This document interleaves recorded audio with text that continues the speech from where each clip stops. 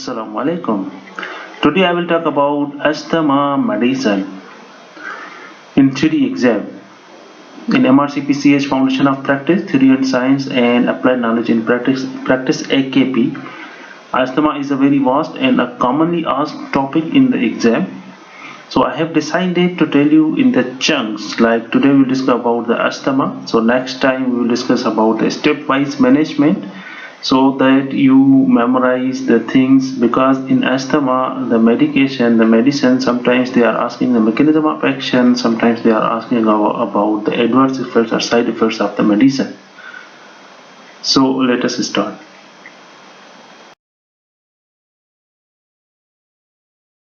So the medicine which commonly used in a patient who is having asthma are salbutamol, steroids, ipratropium bromide, also called Atrovent. In exam, if you don't know about ipratropium bromide is an Atrovent, like in your daily practice, definitely you use Atrovent with the combination of salbutamol in the nebulizer. But if you don't know that Atrovent is an ipratropium bromide, maybe you will choose the wrong answer. So sometimes candidates doesn't know about the names, the other name of that medicine, so that they are doing choose the wrong answer. So this is also important. You should aware of the other names as well of the commonly used drugs. Like salmeterol, it's a long-acting beta-2 agonist, liquid receptor antagonist, which is montelukast and magnesium sulfate. Beta-2 receptor agonist, also called SABA. So what is the meaning of agonist? Sometimes you will face the word agonist and sometimes antagonist. So agonist is a chemical binds receptors and activate the receptor and causes an action. Simply it will bind to the receptor and enhance the action of the receptor, that is called the agonist. And antagonist is opposite of it, means blocks the action of the agonist and it inverts the action of agonist. So this is the meaning of agonist and antagonist. So short-acting beta-2 receptor agonists like salbutamol or Ventolin, which is developed in 1960s, but in UK they introduced in 1968. So inhaled salbutamol onset of action within 5 minutes, maximal effect of it's by 20 minutes, and half-life is 90 minutes, and therapeutic effect require 4 to 6 hourly. So before going to exam, you must know about the onset of action is 5 minutes of the salbutamol, inhaled salbutamol, and 20 minutes. Maximal effect is 20 minutes and half-life is 90 minutes, and therapeutic effect 4 to 6 hourly. That's why they are saying you should repeat salbutamol, short-acting beta-2 receptor antagonist SABA, after 20 minutes, because its maximal effect is at 20 minutes. And it starts to action in within 5 minutes and 4 to 6 hours. See, that's why they are saying QID you should, because therapeutic effect requires 4 to 6 hourly. That's why you need to repeat it after 6 hours, 4 to 6 hourly, if patient who is having acute asthma. Act through activation of adenylyl cyclase and increase intracellular cyclic AMP, leading to relaxation of constricted smooth muscle. So what is the mechanism of action of a short-acting beta-2 receptor antagonist, which affect on the beta-2 receptors? It will relax the constricted in our respiratory airways. They become constricted. So these are the smooth muscles. It relaxes this constriction by the activation of adenylyl cyclase and increase intracellular cyclic AMP. So sometimes in theory and science exam they might ask you about this mechanism of action. It has no effect on inflammation. Side effects are nervousness, tremor, headache, mouth and throat dryness, and changes in taste. So this is about short-acting beta-2 receptor antagonist, commonly used drugs in acute asthma, also called salbutamol or Ventolin. Second is long-acting beta-2 receptor agonist, which is called LABAs, and activate beta adrenergic receptor, stimulation of adenylate, cyclase and cyclic AMP formation, or hydrophobic, also called salmeterol. What is important of LABA in exam, regarding exam, and also in when you deal with the long-acting beta-2 agonist, beta-2 receptor agonist? This is slow dissociate itself from the receptor, confirming prolonged mode of action. Also, almost the same action like as SABA, but it has a prolonged mode of action. So it has a side effect which is usually in the exam they are asking, and which is very potentially dangerous side effect, is a sudden death if you will use without inhaled steroids. That's why LABAs are not given a monotherapy. It should be always given with a inhaled steroids. Even nowadays there are inhalers which are already with the combination therapy. They are not companies have stopped to make the inhalers of long-acting beta-2 receptor antagonists as a monotherapy. Combination inhalers you will find in the market like Seretide, which is salmeterol, and fluticasone.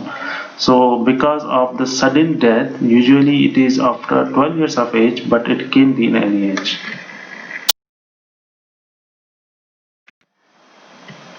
Ipratropium bromide, which is an atrovent. These are the anticholinergics. These are muscarinic receptor antagonists. Now you will feel the difference that before short-acting beta-2 agonist and long-acting beta-2 agonist was agonist, and these are the antagonists. So ipratropium bromide or atrovent or anticholinergics, these are the muscarinic receptor antagonists.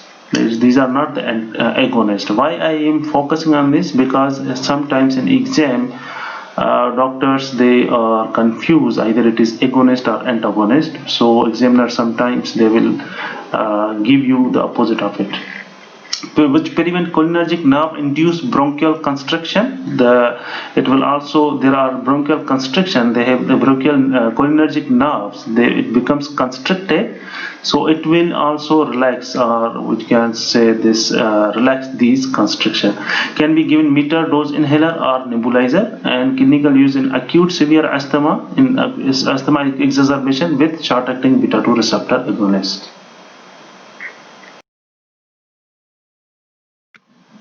Corticosteroids, inhaled corticosteroids pharmacology. I love the mechanism of action of corticosteroids because it has a very I can say it's a very complicated mechanism of action. So it passes through the cell membrane of many inflammatory cells. So first of all, any inflammatory cell is there, it will go from outside the cell to the inside the cell through the diffusion, simple diffusion. Okay. It crosses cell membrane, then it attaches itself to the glucocorticoid receptor inside the cytoplasm. So after cell membrane there is a cytoplasm. So in cytoplasm there are receptors. So it attaches themselves to the glucocorticoid receptors of the cell, and then would travel to translocate into the cell nucleus. So how it travels from outside to the center of the cell, inflammatory cells. When it goes to the center of the cells, what it will do? It will, inside the cell nucleus, it will increase transcription of those which suppress inflammation and reduce transcription of those which enhance inflammation. So simply it will help those transcriptions which will fix the things, and it will reduce, or it will weaken the transcription of those which destroy the which cause the inflammation, enhance the inflammation. So this is the mechanism of action of corticosteroids. And reserve hyperactivity, reverse hyperactivity within epithelial cells. Side effects are oral thrush, cough, hoarseness, sore throat. And also corticosteroids, sometimes the big issue on the growth. So in children who are having asthma, who are on the corticosteroids, the parents' concern is on growth as well, because it may cause short stature. But if a baby who is not well controlled, definitely his growth will be affected. So if you will see the benefit, calculate the benefit and the risk, the benefit is good if you will use in a patient who is having uncontrolled asthma child. Having uncontrolled asthma itself is also may cause his growth retardation. So if you will treat with corticosteroids, it has a very minimal effect on the growth, but which is better than if child is having uncontrolled asthma.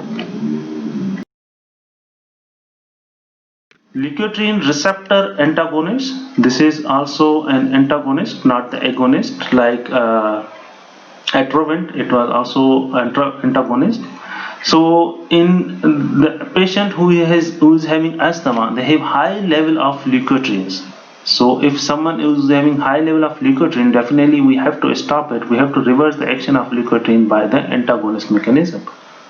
So leukotrienes increase mucus production, bronchoconstriction, eosinophil recruitment, and exudation of plasma. So if leukotriene level has been high, so what it causes? So it increases mucus production. Already there is a bronchoconstriction. To increase the mucus production, definitely it will cause more problem, and also it causes bronchoconstriction, which is cause eosinophil recruitment and exudation of plasma. So this is the eosinophil, not the neutrophil. So inflammatory pathway is cysteine, leukotriene, C4, D4, E4. So sometimes in exam you will face about the C4, D4 and E4. It has effect on the leukotriene. C4, D4 and E4 are derived from arachidonic acid using enzyme 5-lipoxygenase. So this inflammatory pathway is not be improved with inhaled steroids or salbutamol or long-acting beta-2 agonist or short-acting beta-2 agonist. That's why this leukotriene receptor antagonist we give, because high leukotrienes having a problem in this pathway like arachidonic acid and enzyme 5-lipoxygenase C4A, D4, E4 leukotrienes. So this pathway can be treated with the leukotriene receptor antagonist, because this pathway has corticosteroids or short-acting beta-2 agonist, Atrovent, long-acting beta-2 agonist have no effect on this pathway. So this inflammatory pathway is not modified by steroids. It is effective in allergic and viral induced ways. So montelukast, the dose is once daily. Common side effect of montelukast is sleep disturbance and increased thirst.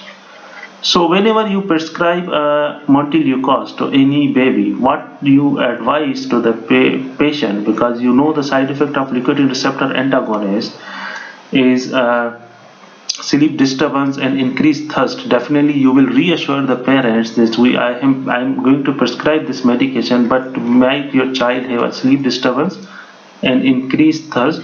Do not need to worry, because this is a side effect or adverse effect of this drug. So these we should inform to the parents before prescribing this drug. Magnesium sulfate. Magnesium sulfate, it was commonly used in the past, but recently they use only in very severe, or I can say life-threatening asthma. So magnesium sulfate dose is IV injection over 20 minutes, 40 mg per kg single dose. Max is 2 gram, and usually they use above the age of 2 and to the 17 years. So magnesium sulfate considered as an adjunctive therapy in a severe and life-threatening asthma exacerbation. After you will try the IV salbutamol, you will try all other things, and patient is still not stabilized, then the last resort is magnesium sulfate. So has been shown to inhibit smooth muscle contraction and decrease histamine release from mast cells and inhibit acetylcholine release. Actually, the exact mechanism of action of magnesium sulfate is not known, but there are some theories that it inhibits smooth muscle contraction. So the side effects are irregular heartbeat, low blood pressure, skin flushing, and respiratory problems. So whenever you start the magnesium sulfate, you should monitor these side effects, like you should monitor in every 5 minutes heart rate, respiratory rate, and blood pressure. These are very dangerous side effects of magnesium sulfate, and you should monitor these side effects when you are going to start the magnesium sulfate. In every 5 minutes you will check the blood pressure, heart rate, and also you will check the respiratory rate. So these were the commonly used drugs in asthma, and if you will listen this 2 times or 3 times, and you will try to memorize the side effects and how examiner may ask about these side effects. Like for example, sometimes examiner will tell you about magnesium sulfate given to the child. So what will you monitor? So definitely you might have a choice of blood pressure or heart rate or respiratory rate. So these 3 things you should monitor. These are the vital things, and there is also skin flushing is there. But examiner wants you to know about these dangerous or life-threatening potential complications of this drug. So every 5 minutes you should recheck about these heart rate, respiratory rate, and blood pressure. So by this way, the examiners are giving a question, even though some doctors they know complications very well, but when they see the exam question, they becomes confused, or they are unable to recognize what examiners are asking, and they choose the wrong answer. But examiner is asking a very simple question in very difficult way. So I hope this will help you. Thank you very much. Assalamu alaikum.